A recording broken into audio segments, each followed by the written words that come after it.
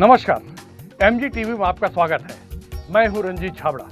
आइए चलते हैं खबरों की ओर। ठेका लेने की वैध सॉल्वेंसी के बावजूद नगर निगम अधिकारी द्वारा सॉल्वेंसी को अवैध बताते हुए निविदा फार्म से वंचित कर काली सूची में डाले जाने से नाराज नगर के प्रतिष्ठित ठेकेदार महीप अग्रवाल ने प्रेस कॉन्फ्रेंस लेकर निगम के कार्यपालन अभियंता राजेश पदमवार पर पद का दुरुपयोग, अनाधिकार कार्रवाई और नियम विरुद्ध कार्य करने का गंभीर आरोप लगाते हुए खुलासा किया कि उक्त अधिकारी निगम पदाधिकारियों और वरिष्ठ अधिकारियों को अंधेरे में रखकर कुछ खास चहेते ठेकेदारों को आर्थिक लाभ पहुंचाने के लिए सेटिंग करते हैं। श्री अग्रवाल ने इसी तरह की एक सेटिंग का हवाला देते हुए कुछ ठेकेदारों के नाम भी बताए, जिनके साथ अपवित्र गठजोड़ और मंडवली कर एबव रेट में निविदा खोलने की भविष्यवाणी भी की गई। निविदा फॉर्म के मांग के लिए एप्लीकेशन लगाया। एप्लीकेशन मैं 5 बजे तक मांगता रहा, मेरा रसीद भी कटा, किंतु रसीद के बाद जब 5:25 को मैंने दबावपूर्ण कहा कि भाई मुझको निविदा फॉर्म क्यों नहीं दी जा रही है, तो उनका कहना था कि आपको इसमें डिबार कर दिया गया है। तो मैं बोला भाई डिबार कर दिया गया है तो किस बेस पे डिबार कर दिया गया है? तो उन्होंने मुझे एक प्रपत्र पकड़ाया, जिसको मैं स्वीकार करता हूँ।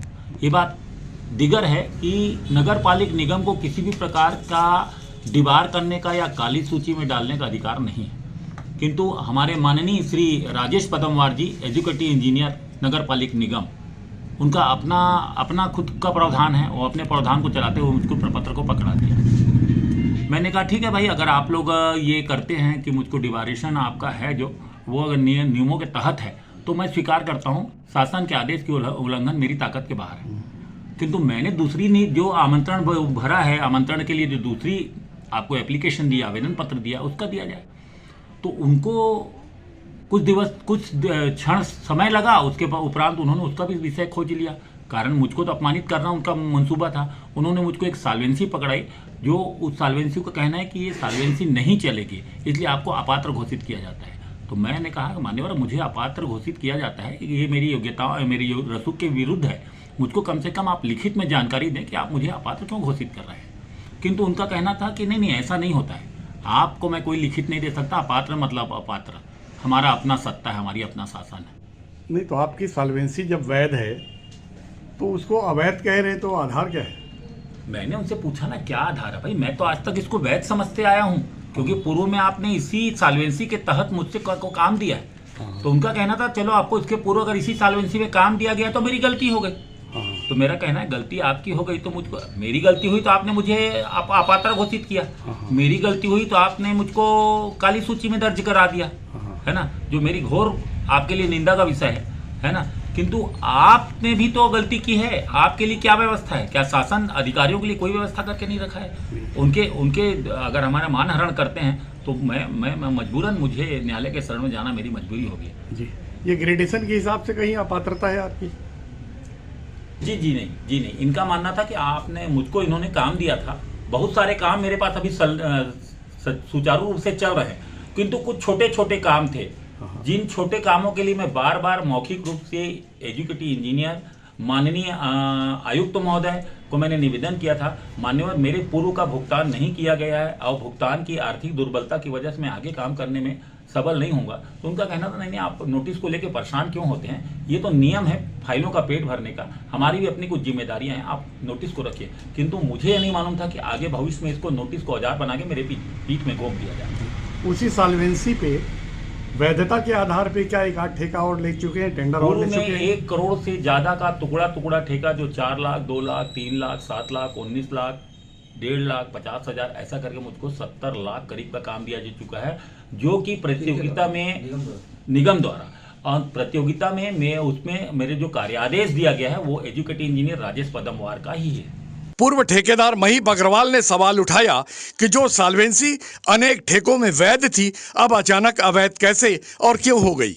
निगम द्वारा ब्लैक लिस्ट किए जाने के सवाल पर श्री अग्रवाल ने कहा कि ये अधिकार पीडब्ल्यूडी विभाग को है, नगर निगम को नहीं।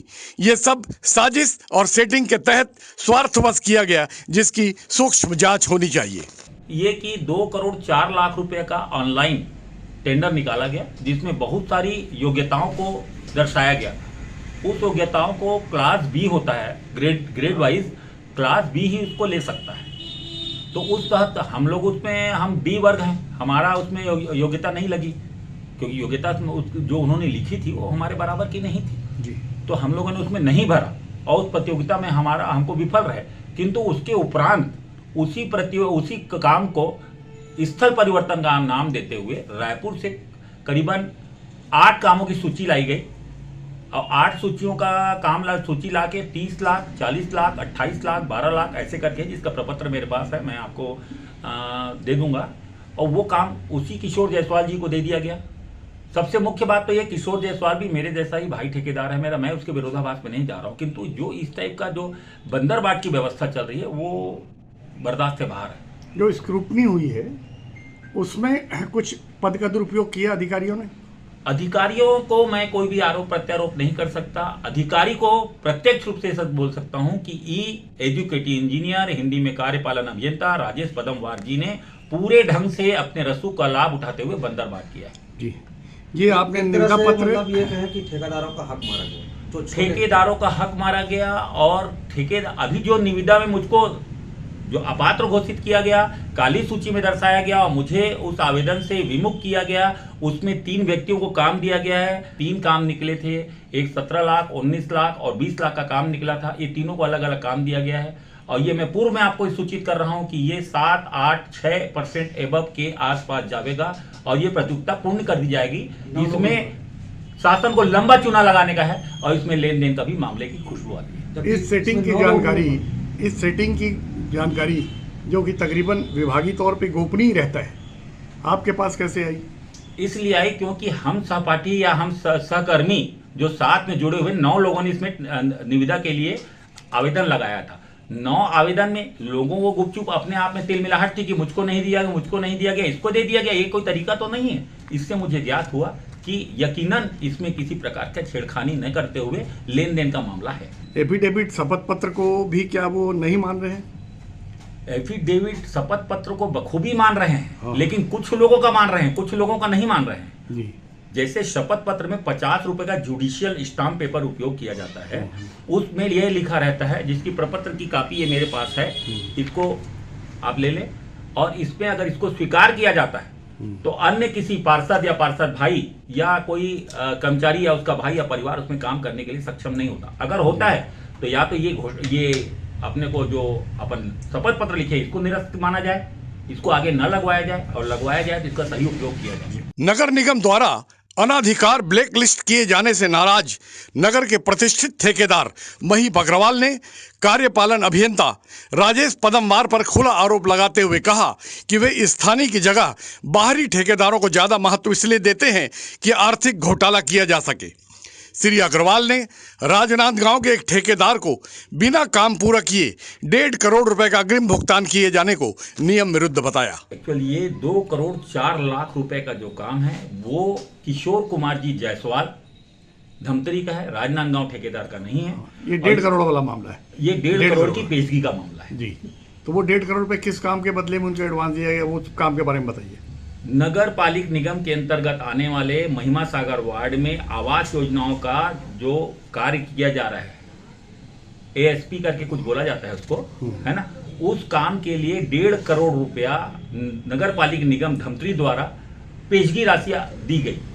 पेशगी राशि की तहत वो ठेकेदार गायब, किंतु मुख्य कार्यपालन अभियंता या कार्यपालन अभियंता माननीय श्री राजेश पदमवार जी ने इस बात की थोड़ी भी सुध नहीं ली और ये अभी भी मामला वहां खड़ा है। और ये मामला जब उसको डिबार कर दिया गया, काली सूची में डाल दिया गया ठेकेदार को, तो वो न्यायालय के शरण में गया। न्यायालय के शरण में जाके वह पुनः उस काम का आदेश लेके आया, उसके उपरांत भी काम नहीं किया और वो पैसा जी। नमस्ते। ठेका टेंडर प्रक्रिया पारदर्शी न होने से ईमानदार ठेकेदारों में आक्रोश व्याप्त है। श्री अग्रवाल ने कहा कि पात्रता के बावजूद टेंडर फॉर्म न देना और स्क्रूटनी पश्चात ठेकेदार को विधिवत सूचना न देना बताता है कि गोपनीयता की आड़ में यह सब घोटाले के लिए किया गया। श्री अग्रवाल ने कहा कि स्टाम्प एफिडेविट को अमान्य करना सीधे सीधे पद का दुरुपयोग है। इन सब के बावजूद नियम विरुद्ध कुछ पार्षदों के परिजन ठेकेदारी कर रहे हैं, जिन पर निगम आंखें मूंदे बैठा है। दुरुपयोग यकीनन दुरुपयोग है। क्या इतना साफ जो ही मेरी वार्ता है, इसमें आप चाहें तो अगर मेरी बात साक्ष्यपूर्ण नहीं है, सत्य है, किंतु इसकी साक्ष्यता तो आपको पूरे रूप से नगर पालिका निगम में अधिकारी, कर्मचारी और बाबुओं से मिल जाएगी। जी, तो अब क्योंकि आपको साजिश के तहत कहें या जिस रूप में भी कहें आपको ब्लैक लिस्ट कर दिया गया है, तो अब आगे की किस तरह की आपकी भूमिका होगी? मैं इस विषय को लेके माननीय न्यायालय के दरवाजे जाऊंगा, न्याय की गुहार करूंगा और न्याय जीवित है, इस बात का मेरे को पूरा विश्वास है। और न्याय का मार्ग ये है कि राजेश पदमवार जी को इस चीज़ के लिए बाकायदे सुनिश्चित रूप से हमारे ज्येष्ठ श्रेष्ठ अधिकारी हैं, जो नाम मैं नहीं ले पाऊंगा, मेरे बहुत ज्येष्ठ हैं वो, और उनको चाहिए कि इसके बारे में गंभीरता से, गहनता से अध्ययन करें और इस व्यक्ति के चलचित्रों को देखें। ये बात भी सत्य है कि अगर कार्यवाही नहीं होती इस व्यक्ति के बाद, इसके जाने के बाद भी मैं आईटी तक का मामला इसके पीछे नहीं छोड़ूंगा, क्योंकि धमतरी मेरे बारूद की ढेर में दिखती है। बस इतना जरूर बोल सकता हूँ, नियमों को ताक में रख के नए नियमों का उद्धरण किया जाता है और ठेकेदारों को दबाव में रखने का एक अच्छा मार्ग है। इसका उदाहरण है रॉयल्टी की जो कार्यवाही पूर्व में की जाती थी। हमारे यहाँ निगम में पूर्व में जब मैं कार्य करता था, जब सबल और मजबूत नगर पालिका निगम कहलाती थी, उस समय ये होता था ठेकेदारों का जो भी भुगतान की राशि होती थी उसमें रॉयल्टी की राशि काट ली जाती थी और उसकी एचडी, पीजी और आईटी, सीटी वापस कर दिया जाता था। एलडब्ल्यू सरकार का होता है, लेकिन अब नियम ये बना दिया गया है 5%। सरकार ने पहले ऊपर से नियम बना दिया कि 10% ठेकेदारों का पैसा रोकना है। दूसरा नियम ये बना है 5% एचडी रोकना है, 5% पीजी रोकना है, 1% एलडब्ल्यूएफ रोकना है, 1% आईटी रोकना है और 2% जीएसटी, ईएसटी रोकना है। इतने पैसे में ठेकेदार नहीं पड़ गया। उसके बाद 5 गुना, जो कि सिर्फ छत्तीसगढ़ में धमतरी में ये नियम है माननीय एमओ साहब के तहत, कि 5 गुना पैसा, अगर 130 रुपए की रॉयल्टी है तो वो हमारा 550 या 650 रुपए काटते हैं। इस प्रकार से हमारी कुल राशि का 10% अतिरिक्त जमा हो जाता है और उनका कहना है जब तक कि आप इसका चुकता प्रमाण पत्र नहीं लाएंगे तब तक आपको अन्य राशियों का भुगतान नहीं होगा। ठेकेदार कर्ज में डूब चुका है, उसके चूल्हे ठंडे हो गए हैं, बच्चे भूख से बिलख रहे हैं। ये हालत बेहद दयनीय और बेहद बदतर होने वाली है। ठेकेदार अब ठेकेदारी छोड़ने के मूड में।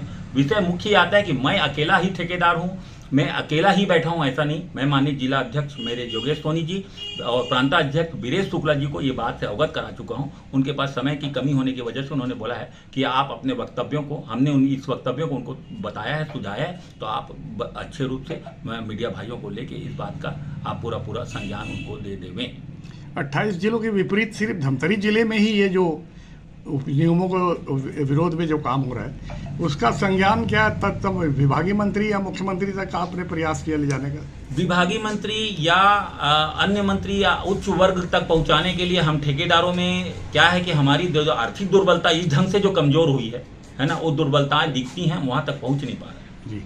तो इससे विकास कितना प्रभावित होगा? विकास प्रभावित होगा। ठेकेदार पीछे हटते जा रहे हैं। 100 रुपए का काम करते हैं, 30 रुपया तो ऑलरेडी फाइलों में रुक जाता है, 15 पैसा शिष्टाचार में चला जाता है और बाकी ठेकेदार भ्रष्टाचार में चला जाता है। निगम के बड़े बाबू रमेश शर्मा ने जहां बिल पास करने के एवज में कमीशन खोरी से स्पष्ट इंकार किया, वहीं भ्रष्टाचार के गंभीर आरोपों से घिरे नगर निगम के कार्यपालन अभियंता राजेश पदमवार ने बिना काम राजनांदगांव के एक ठेकेदार को 1.5 करोड़ रुपए के अग्रिम भुगतान मामले पर वरिष्ठ अधिकारी के संज्ञान में मामले को होना बताकर अपना पल्ला झाड़ने का प्रयास किया। बता रहे हैं कि बिना कमीशन के यहाँ उनके बिल नहीं कटता है। मेरे को कुछ ऐसा नहीं भाई, ऐसा आपकी की जानकारी में कुछ ऐसा है क्या नहीं, ऐसा कि बिना कमीशन यहाँ काम नहीं होता? नहीं, ऐसा गलत है। गलत है, ठीक है। पहले प्रश्न बता दीजिए, प्रश्न बताइए ना पहले आप। अरे ऐसा तो कभी देखे नहीं आप, जो नया तरीका बता रहे हैं। 40 साल हो गए पत्रकारिता करते। लेकिन मेरे को बाइट देते हुए 40 साल नहीं हुए ना। अच्छा, मेरे को नहीं हुए 40 साल हुए। नहीं सेवा करते तो कितने साल हो गए? बाइट देने की बात हो रही है ना, मैं बाइट नहीं देता हूँ। चलिए ये राजनांदगांव के कोई ठेकेदार को 1.5 करोड़ रुपए का आपने अग्रिम पेमेंट किया है? हाँ हुई है। तो वो नियम विरुद्ध आपने अग्रिम पेमेंट किया है? नियम विरुद्ध नहीं है, वो नियम के तहत किया गया है और इसकी जानकारी तत्कालिक आयुक्त महोदय को भी पता थी और उनके द्वारा कि मैंने बढ़ाया, वो तत्कालिक आयुक्त महोदय ने पास करके उसको पेमेंट किया। और ये ठेकेदारों को ब्लैक लिस्ट करने का आपको अधिकार नहीं है, उसके बाद भी आपने अनुशंसा की इनको ब्लैक लिस्ट करने के लिए, ऐसा आरोप लग रहा है। हाँ, इनको 2 साल के लिए निविदा से बर्खास्त करने का है। ब्लैक लिस्ट मतलब 2 साल के लिए निविदा से उनको वंचित किया गया है। नहीं, उसी सॉल्वेंसी पे पहले भी काम करते रहे हैं, लेकिन पात्रता रही है। उस सॉल्वेंसी में ऐसी कोई बात नहीं है, वो सॉल्वेंसी अब वो गलत सॉल्वेंसी किया है। कि कुछ अपने चहेतों को ठेका देने के भी आरोप लग रहे हैं। वो कोई सब गलत, ये गलत आरोप है। मैं इस ढंग से कोई काम नहीं करता। अभी लेते हैं एक छोटा सा ब्रेक। आप देखते रहिए MG TV, क्योंकि खबरों का सिलसिला यहाँ थमता नहीं।